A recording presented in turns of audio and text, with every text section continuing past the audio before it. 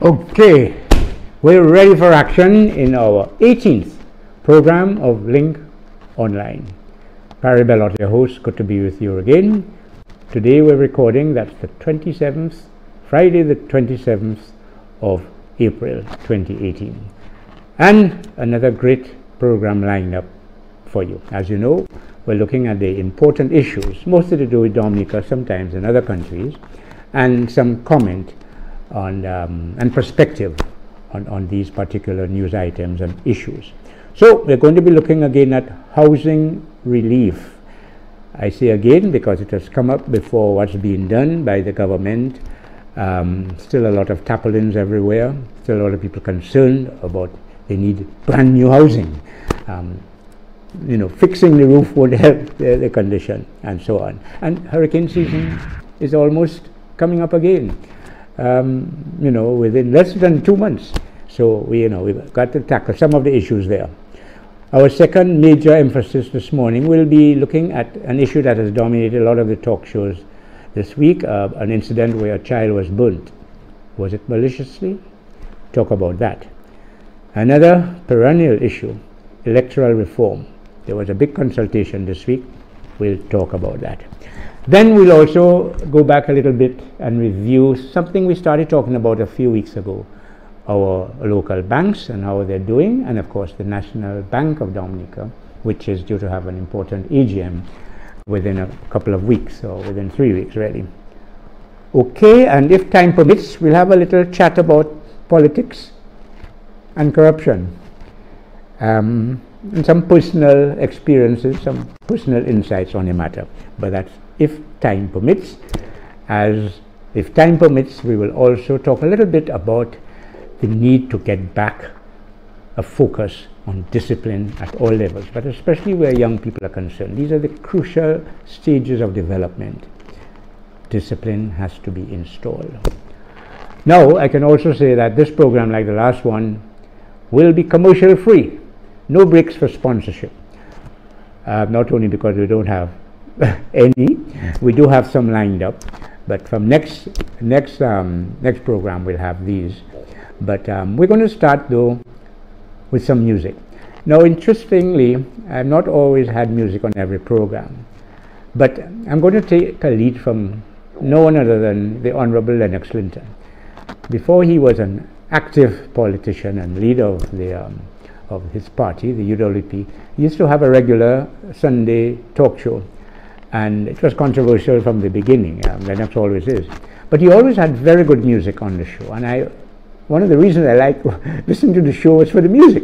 The conversation was okay, but the music was, to me, spectacular. So I thought I would introduce that a little more regularly on our show. But think generally, even if the fact that more stores are open, more supermarkets, prices are starting to go back down right after the hurricane. A lot of things were sky high for not necessarily exploitation or money gorging. If people were bringing in things by air supplies, they would cost a little more than normally if you brought them in by ship. But the roads are a little better. Still problems with roads, even in my area, Walhouse, terrible, really terrible. But, well, at least the other road next door, Castle Comfort, is not too bad. So, progress, I don't know. But there the Beatles talking about it's getting better, it's getting better. And maybe we need to keep that in mind as we move forward, as we tackle the issues and as we bring to government's attention the things we must. But, keep in mind, some things will take time. It will take time for government to bring in or build 1,000 brand new houses. It will take time to do repairs on all the houses in Dominica that need repair. But they need to do definitely more of a focus, which they claim to be trying to do, but they're not succeeding, of handling repairs for the most vulnerable. I know several elderly people. Several. I know several. Other people know another several and several. That must be close to, 50, 100 people that are really in urgent need. One, for instance, that strikes me is our former band leader, Music Lovers Government band leader, Mr. Hesketh Cassidy, who has served Dominica many, many years. His house, roofing, totally gone. The man is close to 100 in years. He needs help in getting his roof repaired. And then we'll talk about this interesting story of another person in Coliho that some of my friends, especially in the opposition, are telling me needs help, and is being apparently denied it. It's important enough to bring.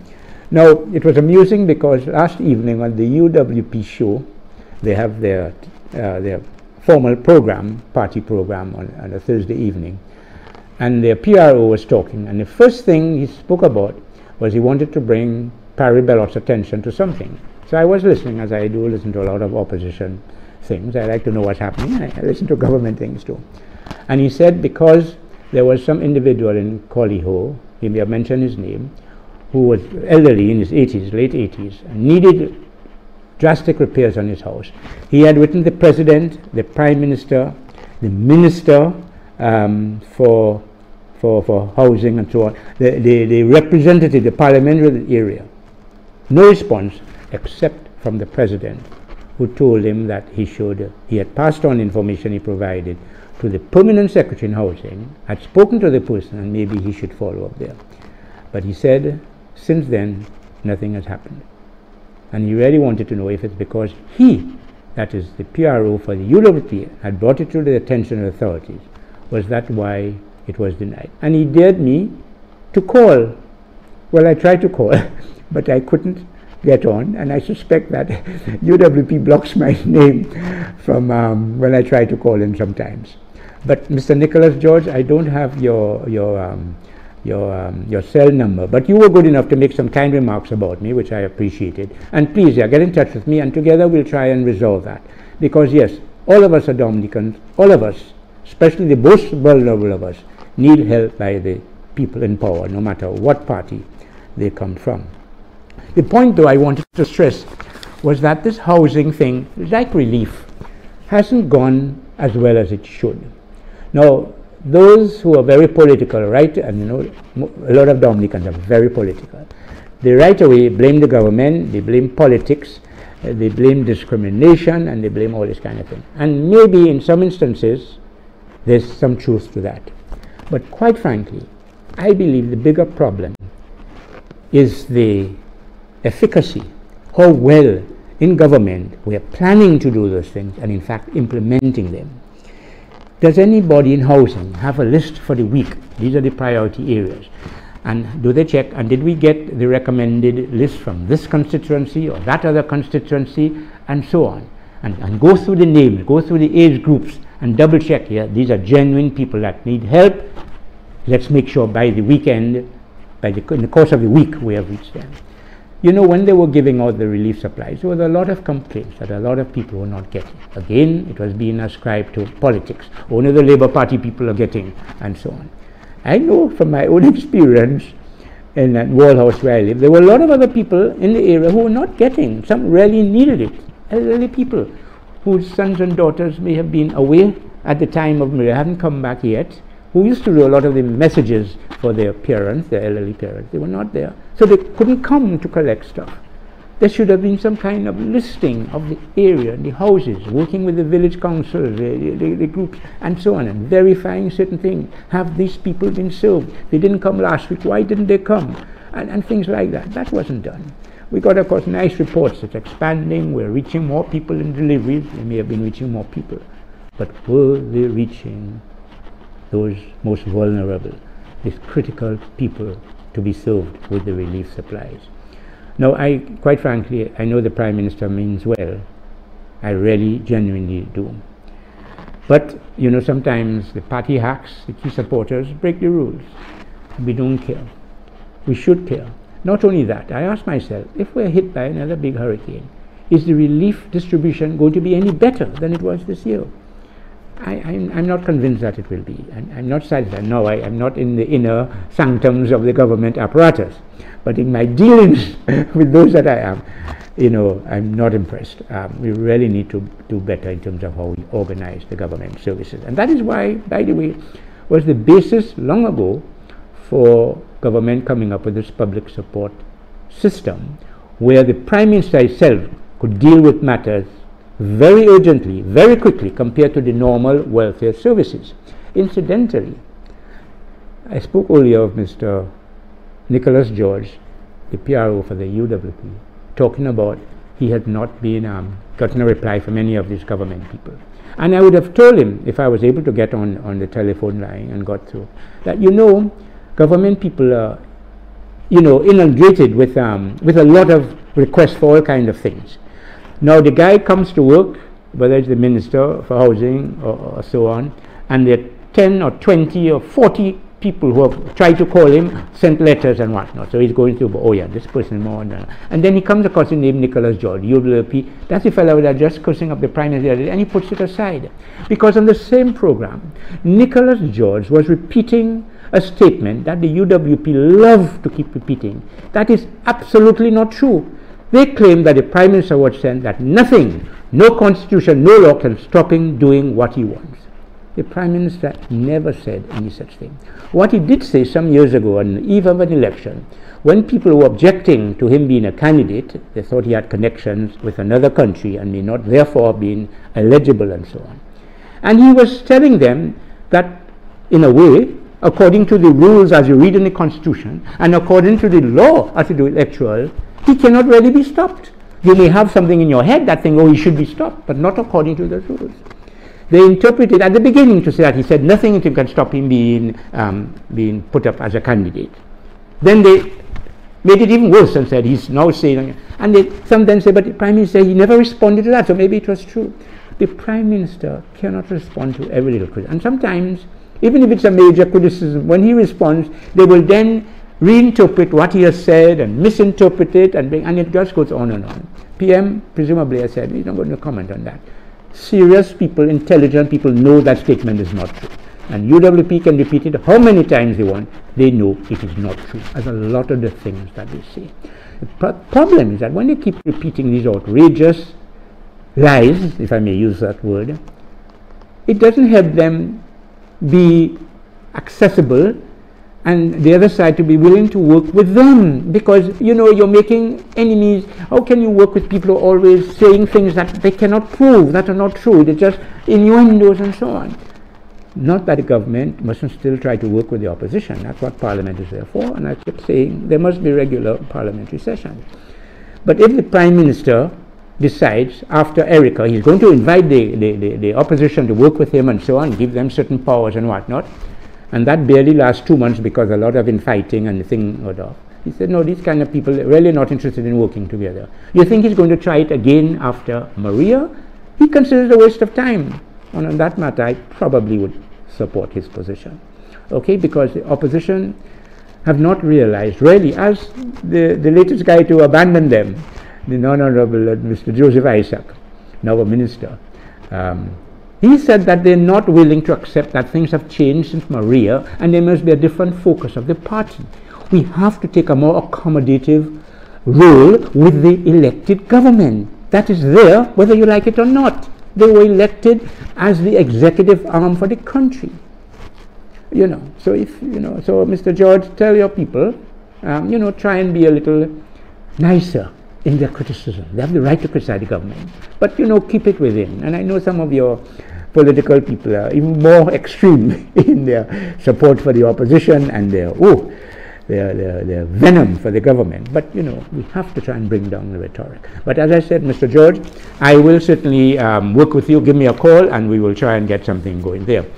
I also wanted to make the point that one of the outrageous things that the opposition have been saying is that, oh, all the institutions of government of Dominica are failing. They all have been infiltrated by Skerrit and they're working. Every so often, government and the courts get a decision I don't particularly like. Just last week, I think it was, the court ruled that the case against the Salisbury people should be held back whilst a constitutional motion against the Riot Act, whether it in fact was a fair act given our constitution, in fact should go all the way to the High Court.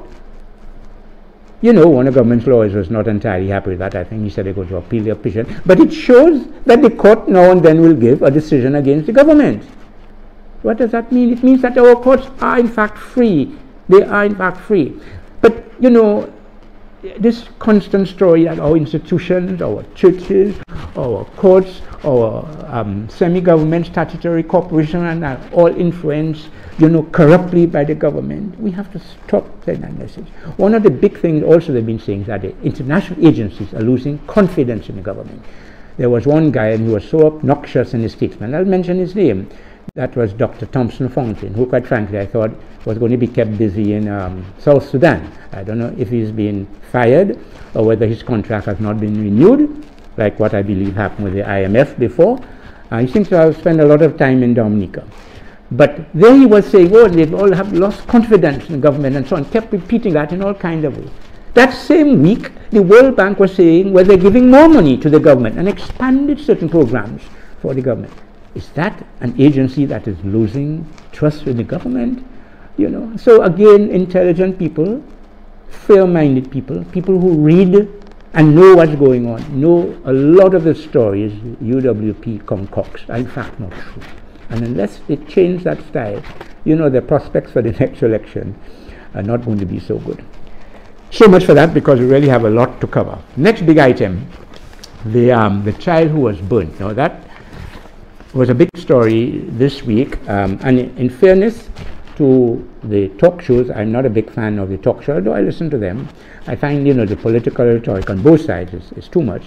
But sometimes on the opposition side, they bring out some interesting stories. And I credit Matt Peltier, who will follow that up to a degree. He does a lot of bad things as far as I'm concerned, but he does some good things too. And this was one of them, where he exposed the fact that a child had been seriously burnt, but in fact no action was being taken by anyone in terms of investigating the circumstances of that burning. And he and a lot of his scholars, of course a lot of them still try to blame the government for that and try to blame the Prime Minister for that, you know, said no, something had to be done, the police had to do more. And I think one person who had called him was a policeman who said no, nothing had been done because the parties involved didn't want to go further with the incident. But you know, something as serious as that, especially when there's a child involved, really, you have to take it further. And apparently the police then changed their mind, decided, months after the incident, apparently decided to take it further and have gone to court with the matter. Now, a lot of things have been said on the talk shows about the incident. A lot of, again, outrageous statements made. And in one person, I think it was yesterday morning, Thursday morning, in fact, even Matt Peltier couldn't read the letter in detail because the language was so obnoxious, was so rude. You know, I mean, with the F word everywhere and so on. Absolutely uncalled for. Absolutely uncalled for. But it showed, you know, perhaps, you know, how significant this whole thing was. Now, the Chronicle covered this story, and yes, in today's edition, and I think they have given perhaps what I think is the clearest version of what is going on there. So I'm going to read it from the Chronicle, today's paper in toto. It says, its headline, her front page, grievous bodily harm on a minor. I read. Questions, gruesome pictures surfaced all over social media. That's another thing I forgot to mention. Social media, big on this story. Again, social media can be bullying. Social media can say and print a lot of things that are not quite the whole story, but sometimes they have their value. Like when pictures emerge of police in the States brutalizing blacks, killing blacks for no good reason. Fortunately, sometimes you have the camera evidence, so these cameras have a function and spread by social media. Anyhow, they're saying those pictures emerged of a 15-year-old who was severely burnt, and after a month of public outcry, the police have now arrested and charged one adult male for allegedly causing grievous bodily harm to a minor.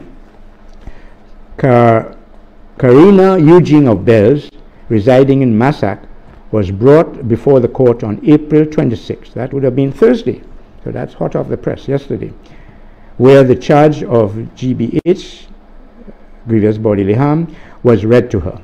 She was not required to plead because it's an indictable offense. However, information obtained in court stated the incident occurred on March 17th, 2018 at Czech Hall, Massac. I said about 2 years ago, so it's more like a month ago. At the court hearing, the prosecution first objected to bail, but later withdrew the objection on humanitarian grounds as they learned that the accused is pregnant. Bail was then set in a sum of $12,000 by Magistrate Bernard Paquette. However, Eugene was unable to provide the court with a proper surety. As a result, she is remanded in custody at the Dominica State Prison until she is able to do so. divine guidance perhaps working there, because she certainly deserves to be, severely remanded for that act. Incidentally, I don't know if it's true, but in part of the conversation on the talk show, it was alleged that she was actually a family member, and that she had a say in whether the matter should be brought to court initially, and that's why she wasn't keen. Anyway, brought to court, and apparently with very severe charges against her. The magistrate then inquired about the whereabouts of the child. However, such information was not forthcoming. Now that's kind of strange. You would have thought the police by now would have gathered enough evidence to know exactly where the child is. However, it was then revealed that the child's mother is deceased, the father is overseas, and the whereabouts of her caretaker are unknown. That's disturbing, and that points to guilt in various places when people take off and so on. Anyhow, Police Prosecutor Sergeant Davidson Cadet expressed much frustration over a fact that a welfare officer was not present in court, as he had limited information to provide the magistrate with.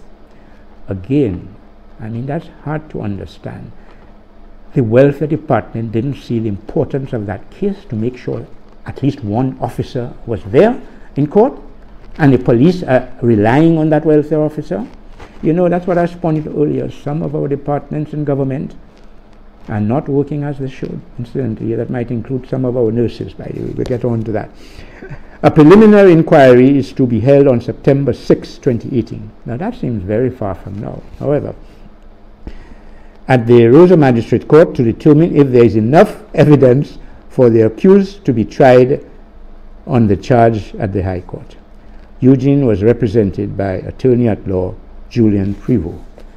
And I'm glad she was represented. We like when people prosecuted are represented. It's not always possible, and they go to legal aid, which does a certain amount of that, but perhaps not as good as a private lawyer. And this lady had a private lawyer, but still is on remand in jail, for instance. Now, I'm going to leave it at that, and I compliment the Chronicle for a very, very good story. In other words, they didn't go with all the nonsense that was on the talk shows or in social media.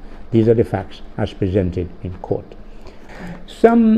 About a month ago, one of my previous programs, a little more than a month maybe, I spoke about the local banks, two of which had published their financials.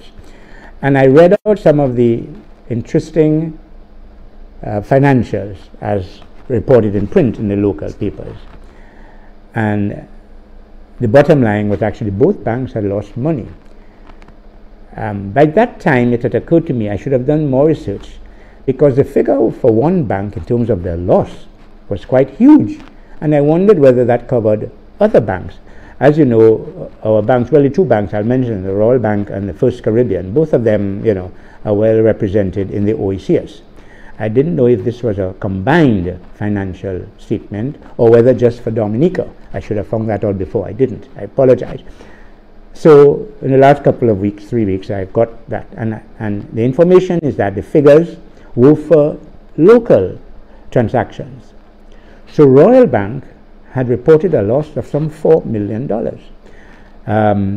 First Caribbean had reported a loss of $1 million and something, I forget. Actually, I have the figure there, but it's not critical. They also had reported a loss. Now, you might recall also about 2 years ago, I think it was, the Royal Bank had taken a decision to close, not to close savings accounts, but to start charging interest on savings accounts. You can understand why now.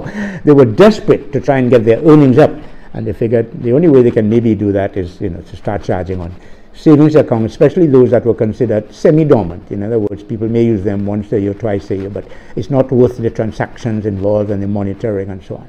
So they're going to start charging interest every month. But it may have backfired because a lot of people withdrew their funds from Royal Bank.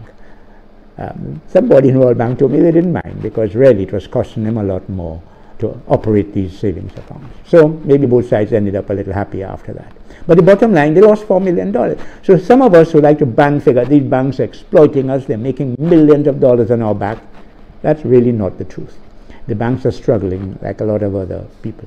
And furthermore, we can tell you that a lot of these banks, especially our own national bank, we'll talk about them just a little more later, have a lot of loans out there that are not performing as they should.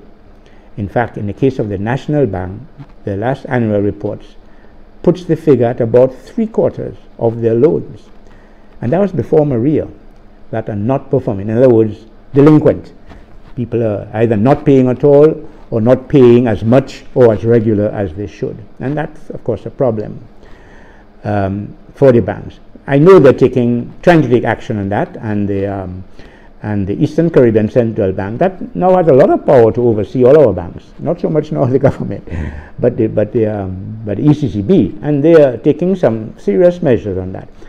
How quickly that problem can be solved, we're going to have to wait and see, because especially after the kind of hurricane seasons the Eastern Caribbean have been experiencing, businesses is not exactly booming in any quarter. Well, I shouldn't say that, because there are some areas of business that are booming. You ask some of the building supplies people, they will tell you. In fact, I compiled a list for my last Link magazine of the businesses that are doing very well since Maria, and those that, of course, are not. There wasn't space to include that. It will be in our next issue, but maybe in our next program, I'll read out some of the business, because it's kind of funny in parts. Some of the people who did well, by the way, were the paros. Everybody was giving them jobs to do cleanups and so on. They did very well. So, there were some surprising winners in that game, but some unfortunate losers, especially the private sector, who got hit, very badly by looters, quite apart from hurricane damage. Okay, I said I would talk a little more about the National Bank, because they have an AGM coming up very shortly. I think it's I think it's about the 18th of actually I have the annual report there, which will surely state when that is to be. Sometimes finding the exact documentation takes a little time. But I've got it right here. It's on Friday, May 18th at the Parish Hall from 9 a.m. So that's our own national bank, the National Bank of Dominica. Incidentally, the bank is still primarily owned by the government, but they don't quite have the majority shares. So that is split up among the public and among some key institutions like the credit unions and Social Security and so on. But their AGMs are usually very, how should I put it, entertaining events. A lot of people ask a lot of questions, some of them embarrassing to the banks, but that's shareholders' rights. And of course, the last couple of years have been good. I don't think for the last 2 years they've been able to pay dividends. They were impacted very badly in that period by the scandal to do with Clico and British American Insurance. I say scandal because some of what occurred in that institution, which was owned by a Trinidad company and partially by their Barbados counterparts, some of these guys, we got away with murder. The kind of scandalous investments they had made, the way they paid themselves and so on, and they made sure a lot of them were living in Miami by the time all this got out, and therefore they haven't been brought to court, which is very unfortunate. Typical, I shouldn't say typical, but a lot of what happens with white collar crime, the big boys get away. We have to get a little more acquaint with that kind of thing, because justice must apply to all. It's not because you're a big businessman or you're a big investor or you're a big government official or you're even a big judge that you get away with unseemly behavior, especially when it affects so many others. But as I say, a lot of loans given to Clico and so on, and British American had to be written off. And National Bank, I know the credit unions were also badly affected by the thing. But I haven't had time to reach the accounts part of this. I was in fact reading what I thought was even more important, the auditor's report. But that seemed to be in order. It did point out about some of the problems they're having with performing loans, as I indicated earlier. But it highlighted how auditing now has to be very, very crucial for the banks and for the shareholders to know. In the old days, the auditor's statement in the formal bank, I should show you actually what it looks like, the cover of National Bank, very attractive cover, and their annual reports are always very well presented. I compliment their management and their artwork team for that. The auditor's statement about what he's had to do, it was usually on one page. We've had to think, a lot of the accounts are presented by the bank itself, but we check certain things and we have the right to query and so on, in one page. Now, Their statement is on 3 pages. It tells you how much more thorough they have to be when they do those things, and why they get paid the sums that they have to get paid. It's probably well deserved. So maybe next time, not maybe, almost certainly, we will talk more about the National Bank. It's important to us. Okay, well, that ends our formal bit. I unfortunately were not able to monitor how much time. I'm going to assume that I still have a few more minutes and talk a little bit about what I call politics and corruption and some personal experiences. I say there was something we were supposed to talk about which we have not. It was electoral reform. That's key, and we will talk about that now. This week there was I think an important consultation that took place, not called by the government as these national things normally are, but some groups that generally are not happy with the pace of their reform, of electoral reform, and mostly, of course, the opposition parties and so on, but other groups, trade unions, civil service. They seem to have been well represented. Of course, those doing most of the talking were the official opposition groups, who have been campaigning for what they call electoral reform for many years, in fairness to them, maybe more than a decade. The key issue at the time was the bloated list of electorate. It's close to 70,000, and that's about our population. So they figure, look, there are a lot of names there that shouldn't be there. Why don't we remove them? Well, by law, they have to be careful how they remove names. Usually somebody must supply a death certificate, or somebody give enough evidence, show, well, this person, is dead or is disappeared from Dominica for 20, 30, 40 years. Everybody thinks he's dead. He may not have the certificate, but he's not around. And they had to do that. Interestingly, one political person that was concerned about this so-called bloated list decided he's going to do the right thing, he thought, and submit names from his area that he knew the people were dead, and therefore they should be removed from the list. Now, I can mention his name now because politicians expect their name to be mentioned either. It was the former leader of the UWP, Mr. Ron Green, and he submitted this to the electoral people to take out the names. Now, I can't remember the exact number he had there, but it may have been somewhere between 10 and 20. And would you believe, close to half of the names submitted, there were objections that no, the people were still alive, or they were temporarily in Guadeloupe or Martinique or something. And it was embarrassing all around. I don't think he would ever repeat the attempt to wholesale try and remove names.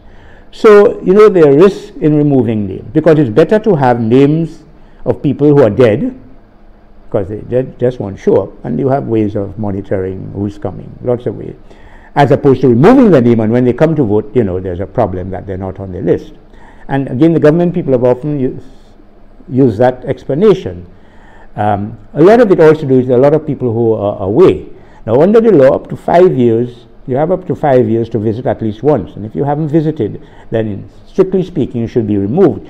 But you can understand a monitoring system has to be set up. Now, it has never been set up as far as I know, and maybe the opposition have a point that the electoral people should be given that kind. Now, it's going to be a complicated system, and maybe that's why they're afraid to start tackling it, but maybe they should begin the exercise. But the other area of concern with the electoral reform for many years has been the fact that the government has been allowed to bring in a lot of people to vote, and that shouldn't be allowed. In fact, that is tantamount to bribery, and it's being done. Now, you ask yourself, if that's against the law, how come there have been no successful cases on that basis if in fact government is doing that? Well, the truth of the matter is that government has been doing that, helping some people to come to Dominica, but all the opposition parties existing now, including the Freedom Party and UWP, have been doing it too. It only became an issue when the current Labour government and the Labour Party got very good at doing this kind of things, organizing for people to come here to vote. And incidentally, there are 2 Caribbean countries where it's official, legal, and all that kind of thing. One of them is St. Kitts. The other name I have to research to get. Okay, so it's not a because the law says you can bring people from from Portsmouth if they're actually registered in Roseau. You can bring them to Roseau to vote and so on, provided transport and kind of thing. So therefore, if the person is in Antigua, some people say, well, I'm just helping him to come to where he's registered to vote and so on.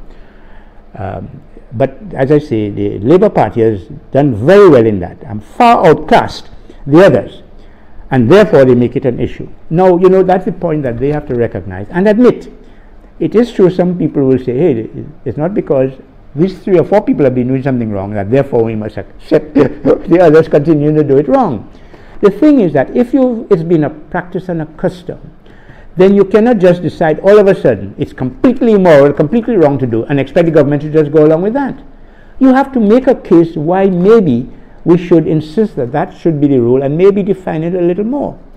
The government decided it's going to define it a little more in their idea of electoral reform, but put it such that yes, you could bring in the people that you thought were on your side to vote, because you're not going to influence them by bribing them, because they're so already on your side. It's only if you know these 3 guys are not on your side and you're paying for them to come to Dominica, then there could be elements of bribery, is what the government interpretation. That makes sense to a degree. On the other hand, you can say the opposition say, but wait a minute, will we ever have a level playing field? Because the government will always have an advantage. They have, you know, a lot of resources. They have a lot of friends because they're in government to organize a lot of things for them. So they will always outclass us when it comes to doing the things they say to bring in, you know, a lot of voters to help with the vote. I think they have a point too. But what I'm saying is that don't assume that because the government has influence, that therefore it will always control an election. As we know, see from time to time, even in the Caribbean, a lot of governments lose the election, and they lose it because, by the way, an effective opposition can blame the government for a lot of things that the government isn't responsible for. But because they're government, you know, everything ultimately kind of goes to them. And they can put so much pressure on the government and let the public know and feel that the government is doing well bad, so the government loses no matter how much money it spends on the campaign and how much treating it does, that to say, organizing all kind of shows and so on. That's another thing that the opposition is concerned about, this thing called treating, where you treat somebody to something that is figure is beyond the normal, and therefore you're tempting to bribe them. I will never understand if a government or opposition have a show and they bring in a big performer. Names recently put Morgan something, I forget the name, that's not my big fan on my big fan list, but you know, high entertainers are the young people and, you know, very famous and so on. Pay for them to come. Both parties are now, but of course the Labour Party has more resources, so it does a bigger job in that. I'm personally not convinced that all of a sudden going to meet everybody or 10 that show is going to vote for the Labour Party because the Labour Party brought down that performer. Nonsense. But they brought that up as an issue. But what it seems to me is that if we're going to make progress, the 2 parties, when I say the 2 parties, the ruling party and all the other opposition parties, need to come together in a formal way, but with a less formal arrangement than you have in Parliament. And let's talk amid somebody who both sides think can be reasonably neutral and can keep the parties on a reasonable behavior whilst the debate and the discussion is going on, to talk a bit how can we reasonably to compromise on these issues, because a compromise has to be made. As the Prime Minister mentioned just actually this morning in a broadcast, government was going to pass a lot of election reform laws at the last, I don't know if the last thing, I think the sitting before, but it got a little out of hand. There was a lot of protests, some of which got violent, and there was a potential for even more violence. They decided to just end the session of Parliament. But what the government keeps saying it wants to bring as electoral reform, clearly that's not what the opposition has in mind that needs to be brought as electoral reform. So reason dictates that people, let's get together and see how we can thrash out some of those differences as reasonable people, and almost certainly have to come on some kind of compromise if we love our country and want to bring down this political rhetoric. Or we can stay like the Arab nations and the Muslims, and they'll stay fighting each other and criticizing each other, and even, hope we never come to that, killing each other, because they will not compromise on anything. They're still killing, by the way, the Muslims against Israel, because there was a big land acquisition decades ago set up by the UN. Some people didn't think it was fair. The Muslims didn't think it was fair. So as far as they're concerned, Israel is an illegal country. They'll continue to oppose them. When they get a chance, they'll begin to attack them. Come on. It's time that you guys sit together and compromise. That has to be done in Israel and the Arab countries. That has to be done in Dominica within the opposition groups. Okay? And by the way, not that I'm asking, my wife will probably strongly disagree, but you know, if in any way I like to think that I can listen to both sides. I am known to be partial to one side, and in a way I am, but I like to think I'm reasonable. If I can help with perhaps another person to help cheer a kind of discussion where, you know, both sides can, because you know, with that electoral consultation that took place, and again, I didn't, by the way, mention who organized it. It was the Group for Good Governance or something like that, under Adjuna, who talks generally a lot of outlandish things I'm not particularly comfortable with. But on this initiative, I commend him and his group. It was a very worthwhile endeavor. But then they, and even Freedom Party on our program, were condemning the Labour Party for not accepting the invitation to attend. As I tried to tell the Freedom Party before they started to attack me personally on their program, quite unnecessary. Did he really expect a Labour Party to send someone there? He would be heckled anytime he opened his mouth. He will be booed. People will be shouting out things at him. You know, you didn't really expect a Labour Party. And quite frankly, if you were in government, the same thing would apply. Of course, I said, no, you would always send somebody. Who they're kidding. So, you know, you got to be reasonable on that. So, as I say, I commend the initiative in the consultation, but let's take it to the next level or the next stage and try and see if we can have another level of discussion among the party people and see if the big issues they can work out a kind of a compromise, because both sides have a point. Okay, we were going to talk a little bit about politics and corruption. I had some notes there, mostly because I wanted to, you know, that's another thing that's bandied about. Everything is corrupt, especially politicians.